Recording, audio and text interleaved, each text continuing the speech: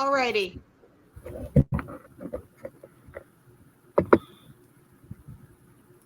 Is that better? How we doing? Yep. If you can hear me, I can hear you. Yeah. Okay, good. So I'm sorry about that, everybody that's watching. Um, so did your dad ever struggle with addiction issues? I mean, were you ever abused as a child? Did you experience anything like that? You know what I have to say? My dad was a bit of a yeller. He liked to yell at us, and we were like soldiers. But he never abused us, and so I'm grateful for him. He's still out here kicking. He's still in California, and no, he's been a drinker, but that's about it.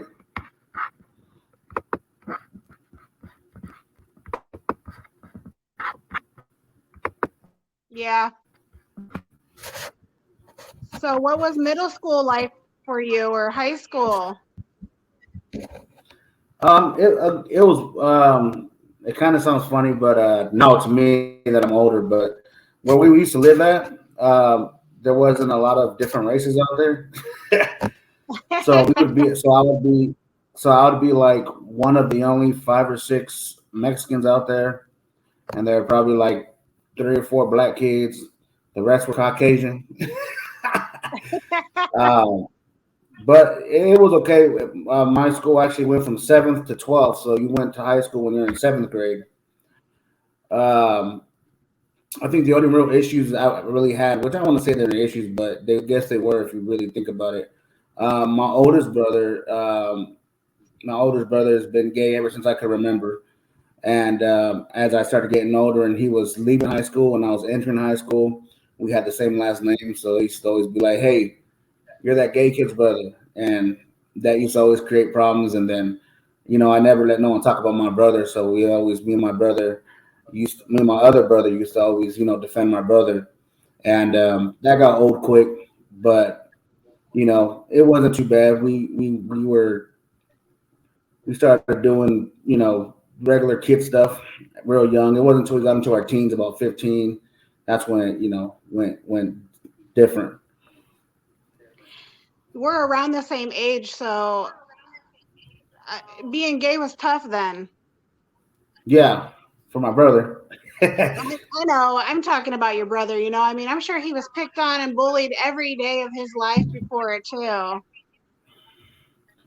Yeah, it was crazy because before he had passed away, he used to always tell me, just always poke fun and be like, "Man, these people these days, they don't know what it feels like you'd have to hide it and do this, and you couldn't, be out there like they are now, and this and that." So I almost used to look at him like, "Hey, man, are you homophobic and I don't know." But he used to always be like, you just have to roll with the punches. And you know what? That's never stopped him from being a great person. And he, people used to love him, and he was awesome. So besides that stuff in high school, it faded away quick because we weren't no chumps. We were able to take care of ourselves. So thank God for that. Yeah, yeah. What about Yeah. you? Did you ever abuse drugs or alcohol or anything like that? When I was younger, because I had when my dad raised us, so when about 15, he had went and kind of did his he because my dad, I don't know if you can tell, but I'm a little heavy set. My dad was a real heavy set person, as being when I was younger. He had a gastro bypass, and that was the situation because we call him the bionic man. He had so many surgeries. Um, but he ended up, getting healthy. He lost a lot of weight. He actually lost weight so fast that his heart wasn't keeping up with his body, so he had to have the pacemaker in. And but after, when we got into our teenage years, because I got an older brother that's about a year and a half older than me, and then my other brother, the one just passed away, he was 6 years older than me.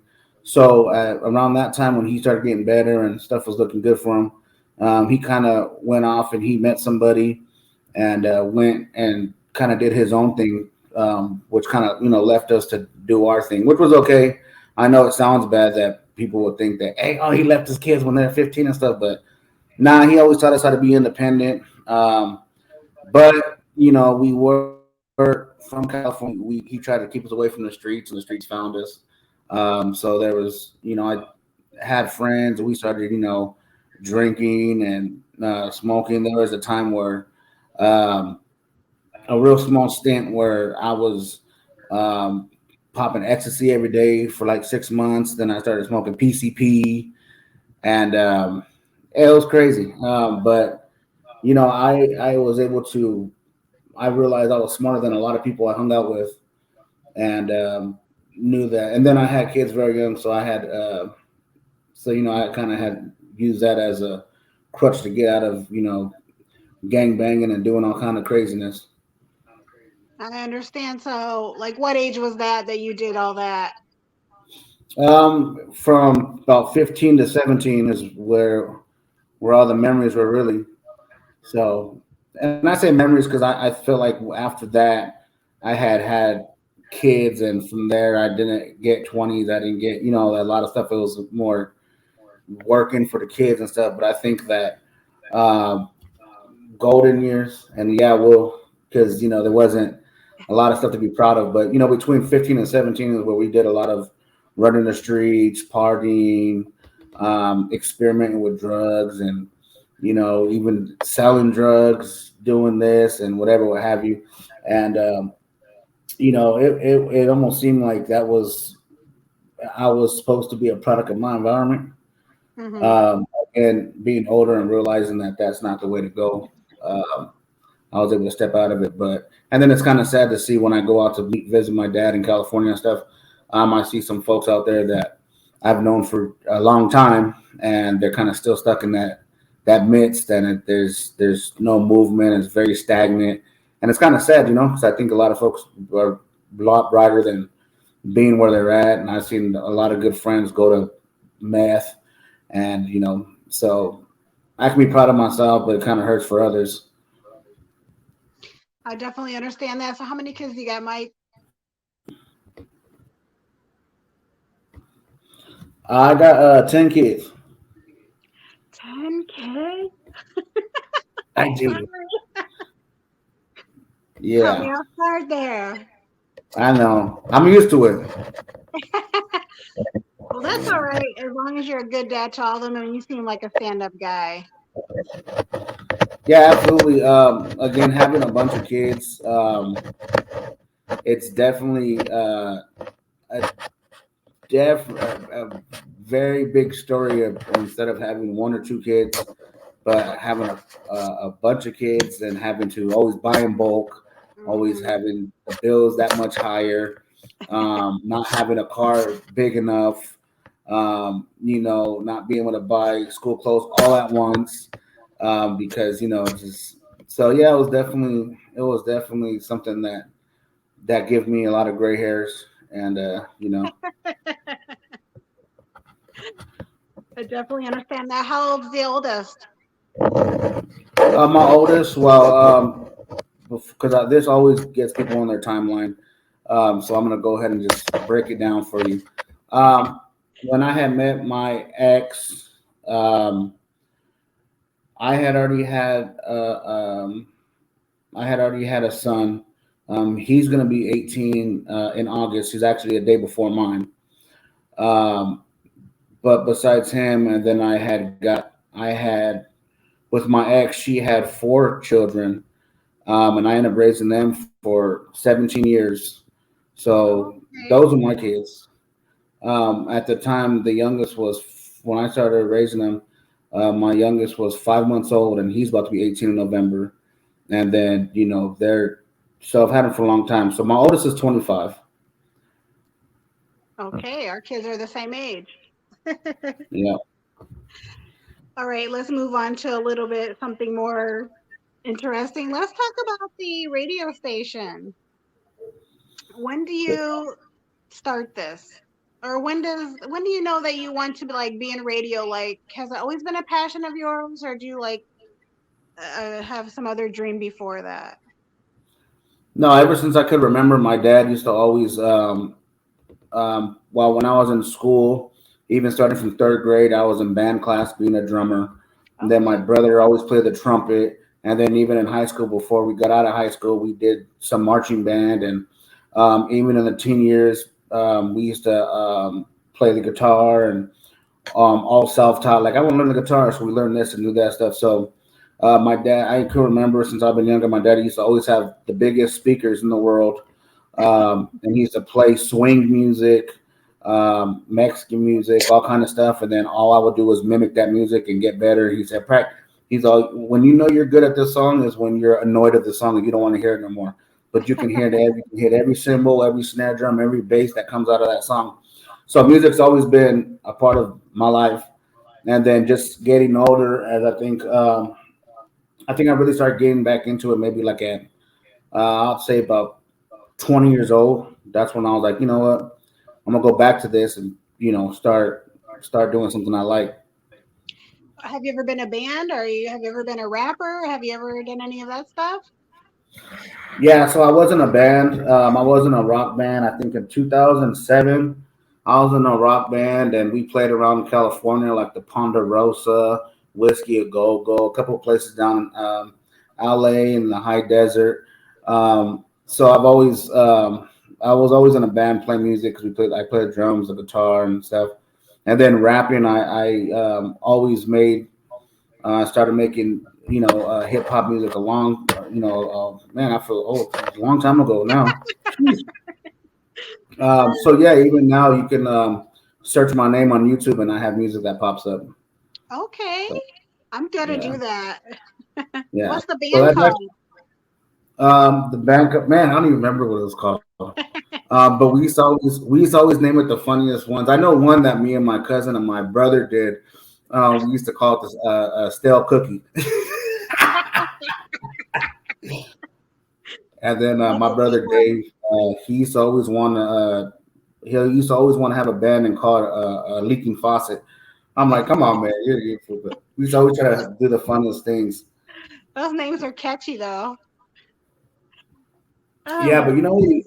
that's really what came to the radio shows because when I was doing music and I had a buddy that it was he's about 2 3 years younger than me, and I used to tell him, "Hey man, rap with me," and he started rapping. He really wasn't the best rapper, but I can see he had a little bit of potential.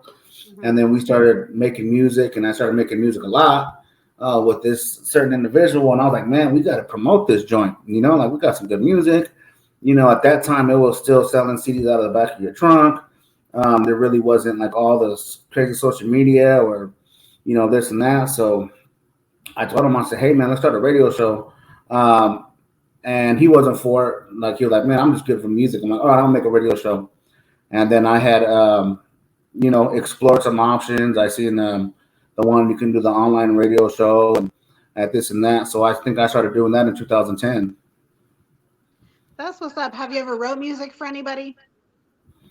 I have wrote music for I think maybe I think 2 or 3 people actually. I know I know. I hope you weren't expecting a 2 300. No, no, no. No, I'm just But you know interested what? in what you have to say. That's all. Yeah, a lot of people though. I always tell myself, a lot of music I make. I'm like, man, I said if somebody else sings this joint, man, we be doing it good right now. But Definitely. Oh my goodness. So 2010 is when you start the radio station.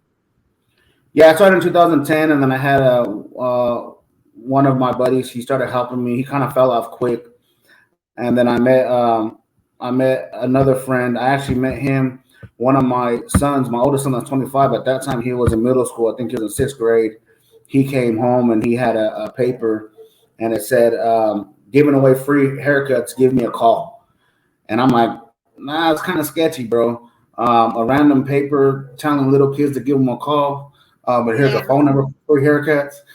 So I had gave it a call because I'm like, man, I want a free haircut and I want to see what this is all about. So I had called the dude, and he's like, yeah, man, come over. We ended up going over there and talking to him, and he started telling me that he used to DJ like little high school parties and this and that. He's about 2 years older than me. So I started telling him about the radio show, and then so I told him, I said, hey man, you want to do the radio show with me? He said, yeah, I think it was amazing. So we went, and then me and him started doing the radio show, and his name's DJ Highlight, by the way. Shout out to my guy. He's still doing it now.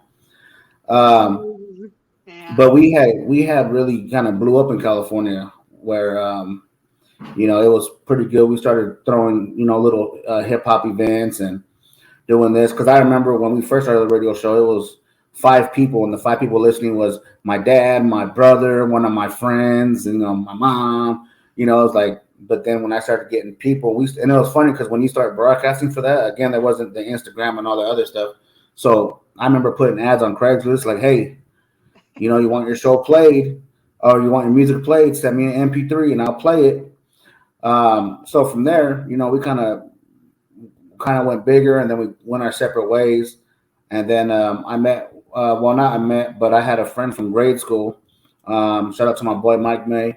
Um, we got back in contact, and we started doing the radio show, and then it started getting, it started growing again. We ended up on New Hits Radio, which they syndicated to about 100,000 people. And then they blessed us with media passes to go to the Grammys.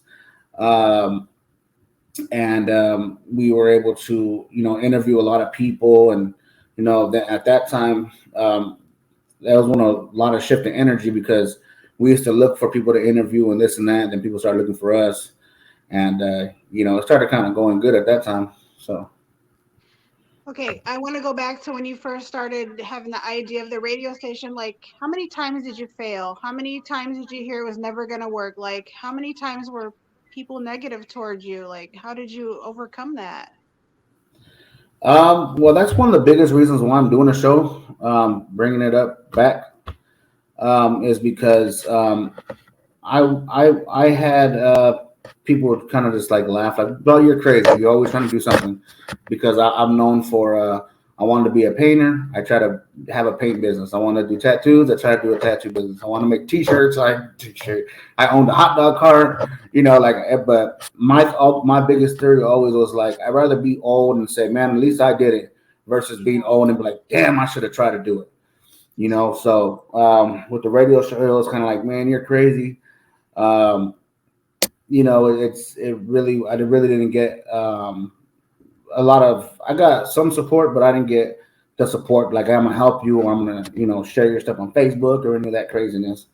But you know what? It never really bothered me because I was doing it to promote my music. I'm like, hey, you know what? And then it kind of started being fun, just talking to different people and doing different things. And I think what my biggest issue at that time though was because I have so many kids was um, it was a financial thing. Like it was like, Mm. okay, well, I got to get a microphone, I got to get a laptop. At one point, we didn't even have internet, so my neighbor, I used to own a mobile home, and I used to be in a what do you call it, the mobile home park. Yeah. And I had a neighbor that lived across the street let me use her Wi-Fi. So I used to always bring the card table out and then bring the laptop and connect her. We had to be close enough to her house, but far enough away from her house so she didn't hear us, but close enough to get the Wi-Fi connection. And sometimes it'll be cold outside. We'd be out there shivering. And and but that was a thing. Like sometimes, sometimes you got to pay for the subscription to broadcast live or to have a certain amount of viewers or to do that and then this and that. And I'm like, man. And at that time, I wasn't really trying to pull from my, from my household to get to that. So it was kind of a little bit of a workaround. But you know what? It was. I can never remember it being, that bad where I was like, no, I'm not trying to do this anymore. Well, that's good because, you said something about all those little jobs that you tried out. It's like everybody's trying to find their niche where they belong, like what they really want to do for the rest of their life. So I don't think it's bad that you tried out all that stuff and it didn't work out. I mean, you're just trying to find out what you really want to do. So, Yeah, definitely. And honestly, I would love to get my hot dog cart back. Shout out to the hot dog cart. and probably gonna be make some money. So, Yeah, I had just got rid of, well, not recently, but like 2 years ago, I just got rid of it because I had moved before I had got a house, but I had nowhere to stay. But yeah, those little things to me, I always thought it was, you know, um, it was my ex used to always kind of be like, "You full of shit." So that ended up being my downer a lot, and that's one of the reasons why I had gave the radio show to um, one of my buddies out here, and I actually met him. He used to he used to be a fan of the radio show. When I used to live in California, he was a fan of the radio show, but he lived out here in Arizona, and I didn't even think about living out here in Arizona at that time.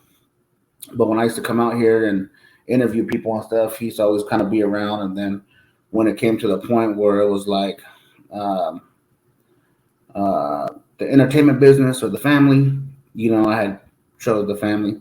But I had gave it to my buddy. His name is Kid K. He runs it now, Arizona Mixtapes, and shout out to him. He's been doing great, and so that's where it kind of had went stagnant for me. I just kind of have dropped off of being into the entertainment stuff and everything. But recently I was like, nah, new year, new me, 2023, and that wasn't supposed to rhyme, but it did. Um,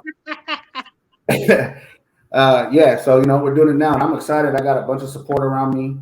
Um, I got my buddy that's going to be on my show, my buddy Rizzity. I've known him for since I moved out here for about 10 years. He's always kind of supported the show. And then I have Kid K. I'm working back on, and then just people that's always kind of followed me. They're pretty excited. So I mean, I'm excited. I got the back, because when you lose it, when you're like, man, I'm not even trying to talk to nobody, you kind of get bah humbug, and then now it's getting really exciting, and then I got my girl. She backs me up a lot. She always be sharing stuff and helping me out when she can and stuff. So I mean, I really have the support to move forward. And then man, I've been surprised and I'm blessed um, to be talking to you. And then a lot of other folks that are from different different states and areas and doing stuff that are so quick to be like, oh yeah, man, of course, yeah, let's do it. And it's like, man, that's awesome, and that just brings more light to everything. I do that. I do this podcast because you're a somebody and I'm a somebody too. I mean, not everybody in the world knows you like they know the celebrities, but your story matters to me. So that's why I do the show. I Yeah, and like it's to much be the voice appreciated. for the little people. Yeah, and then yeah, that's definitely much appreciated, and we're definitely gonna get you on the damn show, and when we're gonna kind of get into your story and see, but we're gonna save that. That's a tough one. Yeah, yeah, yeah. This is about you today. Yeah, yeah, we're definitely Like, gonna get that. tell us a little bit more about that damn show. Like, what's it gonna include? Like, are you gonna have rappers on there, local rappers? Are you gonna have famous people on there? Like, what's the show gonna be about? So when I first started Arizona mixtapes, when I what well, let me go ahead and say this. When I started it, it was not called Arizona Mixtapes. It was called High Des Mix, and then we had kind of tweaked the name, and then Kid K had threw in the Arizona Mixtapes in there. But when that all started, and till this day, they have a show called Phoenix Fridays that my brother Dave, he's the founder of that because when I was in California, he used to always bug me like, bro, let me throw a shot in Arizona. Let me throw a shot in Arizona. I'm like, nah, man, because you got to be dedicated. Because we were doing it every day, and I was like, every day is too much. Then I just started doing it, on Fridays or Saturdays. But then I finally let him do it, and to my surprise, and I wasn't jealous, even though he said I was, but his show kind of started getting a lot of more feedback than mine was over there at the time. Um, but back to the show. So that show is still on. It's on every Friday, and they really base themselves on a lot of local hip hop, local R&B. Um, Sometimes they get some other different type of musicians in there and stuff. So when it comes to the Damn show, um, Damn is an acronym for my boy Rizzy's government is so it's Darrell and Mike. That's what it is. And I know it's going to come out eventually, but it's the damn show. Um, but you know what? We just me and him, and then a lot of people I've known from the industry over the years. Because I've talked to a lot of different people, comedians, athletes, actors, and then hip hop artists, whether it be legends from the back in the day, like in '92, um, to up and coming rappers. So I'm kind of gonna let Arizona mixtapes and Phoenix Fridays hold on to that baton of local rappers, and we're gonna, you know, I'm not saying they'll never be on there. I'm definitely not saying that, but I like to talk to people about their businesses, about or even actors, comedians. Like this first Sunday that we're gonna have it is my boy Ruben Boogie on. I actually met him. I came out here to California to do interviews for the radio show 10 years back, and he was one of the people that contacted me for an interview. And ever since then, I'm so proud of this dude. And he became a friend before it was business. Now he became a friend. He's a great dude. He's super funny, and it's crazy because people like that. That's what is like that gap. When you go to when you get a job and they're like, so we want 5 years in employment, but if you're missing 2 years, what were you doing for those 2 years? Well, me and you, we're trying to find out that 2 years. What did you do? So just say like on Sunday that my buddy Ruben, he started out as a musician. That's how I interviewed him, being a musician, but now he does. He's on tour, stand up comedian.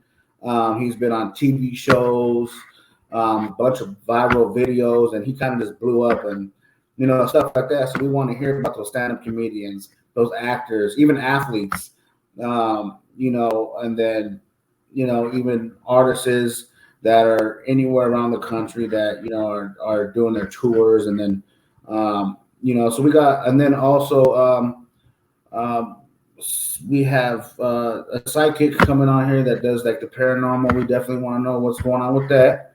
Are So you a believer? it's just a mix. What was that? Are you a believer?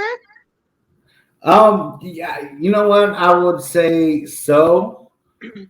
But I don't know. I feel like if I say so, like yes, then people think I will believe in Santa too. I don't know, and it wasn't a shot at nobody out there that does the paranormal stuff or the psychic or reading any of that. But I don't know. That's the reason why I'm super curious because I've never really talked to somebody like that, and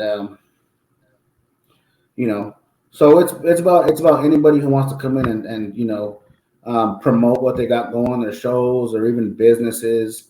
I know we have an autism academy coming in April to promote their school, and then they're gonna do for Autism Awareness Month, and things like that. So it's you're gonna have the up and Balance. down where so. Yeah. I think it sounds great, and I think it's going to be a hit. To be honest, I don't know. I just get that feeling. So Yeah, I mean, I think so. I think we've kind of scoped it enough where it was like, what, it's about that time because I've actually been talking about this for almost 5 6 months, and it's kind of like, nah, I never really pulled the trigger, nah, I really pulled the trigger, but then something made me pull the trigger this year when I was like, what, started doing some homework, and I'm like, I've done this before, like that's the thing, like like even like the my buddy DJ Highlight that has his show. Um, and then Kid K that also runs the Arizona mixtapes. They were excited to see me come back because they're like, man, you're like super knowledgeable and doing this. So just like I said, having that support, and then just started plugging up with people really quick. Like it never stopped. That's the biggest thing that tripped me out. It's almost like it just never stopped. Like it was so easy to reach out to people and to get these. Like I got, a comedian from California, somebody from Alabama, West Virginia, like all these plugs, and then I'm gonna start trying to link with people I talked to before, like we've talked to Smash Mouth before, we've talked to people from Eminem's record label, okay. back down from Goldie Loke from the DPG, from down to the gangster stuff down in Long Beach. It's like we people that's pretty known out here, but they're getting older in age, so they're willing to talk. They mess for a good conversation, you know. Definitely. Mike, sounds like you got a good plan going on and a good support system, and I'm happy to be here talking to you. I was really happy when you asked me if you could be on the show or said that you would like to be. That, one of the hardest things that I've experienced is trying to get people on the show. A lot of people don't want to talk about their pain and trauma and the things that they've overcame. So it's been a bit of a challenge for me, but I'm not giving up. I can tell you that. Yeah, I definitely think that you know, and I'm glad you said that because it reminded me of something. I had told my buddy, I said, you know what I think I want to do at the end of every one of my shows is kind of give a mental health tip because there's a lot of people out here, including myself, because currently I am going through a divorce and little stuff like that, but that stuff shouldn't really deter who I am. It shouldn't break my character. It shouldn't break my strive. And I need to continue to stay who I am, be that positive person in people's lives, whether it's my children's, whether it's somebody at work, whether it's somebody even at a Little Caesars getting a pizza that might be out there tripping one day. And hey man, so just being out there and continue to be positive because I've had those moments where just like man, you kind of get frustrated with the situation Hmm. and you need to have those people that to tell you that it's okay. And I feel like I'm a strong enough individual to not let it show, and not in a bad way, but to be able to talk about it and say, hey, it's okay to stress, it's okay to cry, it's okay to It if you is. religious, it's okay to pray, it's okay to this. So I told my buddy, I said, hey, I told him, I said, you ever seen the Jerry Springer show? When he used to have a final thought, I think I want to have a final thought, but for the mental thing, you're like, yeah, man, you should definitely. So I'm definitely gonna get that going. I definitely want to eventually drag my brother Dave on here and get him to say a couple things, even if it's at the end of the show or anything, because he's a very positive motivator. He's the greatest salesman that I've ever met in my life. So with that being said, he knows how to get the crowd going. He reminds me of the guy for the Wolf of Wall Street. What's his name? Jordan. I don't remember what his name is. I remember Um, the movie. yeah, but he's a great motivator, and he inspires me to tell people that it's okay, and we can all work together and one step at a time just grow. So I'm excited. Yeah, you look excited. I'm happy for you. Yeah. And again, like I said, we're definitely going to keep in contact because I want to make sure that you reach our viewers and they know about you and then your podcast and everything because we like to deep dive into people and ask their stories. Um, and if you want to tell the trauma, you can. If you just want to tell the good, you can. But I'm gonna ask you. I don't So feel like I could I'm, talk. I'm I don't feel like I could talk about the good without talking about the bad. I mean, how do you do that? that's true, and unfortunately, sometimes that it happens. Oh, I know You it know, does. yeah, it happens quite a bit, and um, I think that we need to talk about both. I do You too. know, and it can be anything. Sometimes your trauma can be just eating yourself the whole life. And and being a little couple pounds heavier than you ever always wanted. Like I tell people all the time, I said, man, like I said, trauma could be anything.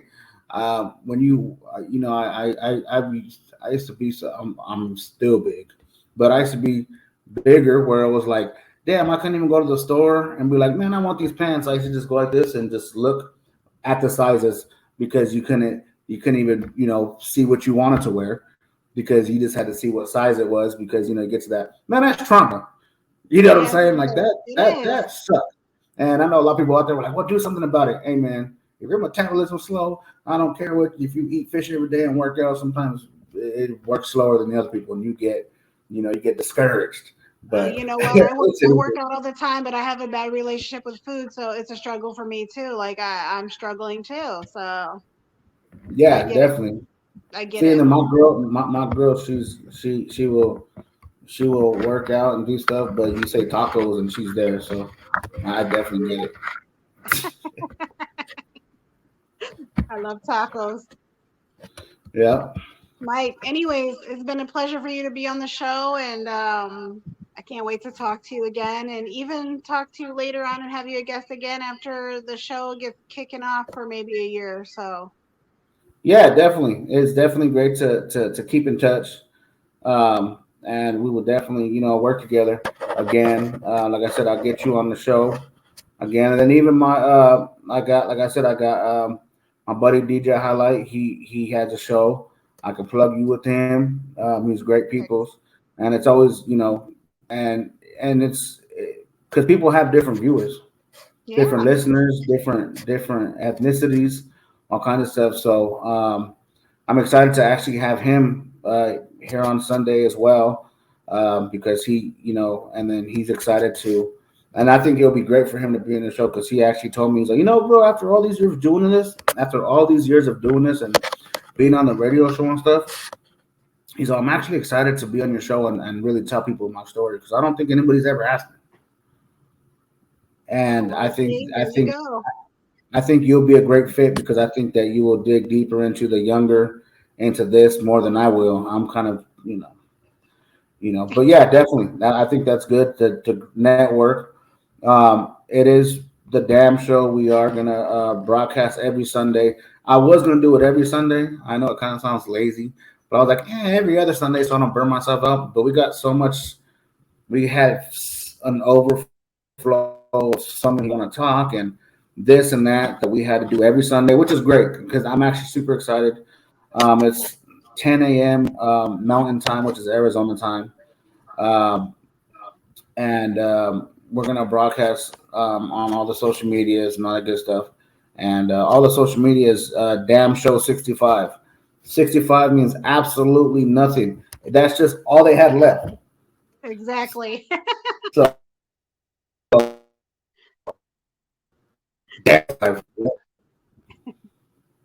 I get it. Well, everybody, I just like to say if you'd like to reach out to me and tell your story, I'm here. I'll listen to you. I'll put it out there. The trauma you've overcame, the triumphs you're having right now, whatever you want to talk about. I'm non-judgmental because I have my bullshit too. So send me an email, shoot me a direct message through any social media link that you can find me on, and let's talk about it. Absolutely. Thank you very much. Okay? Yeah. Talk to you later. Have a good one. Yep.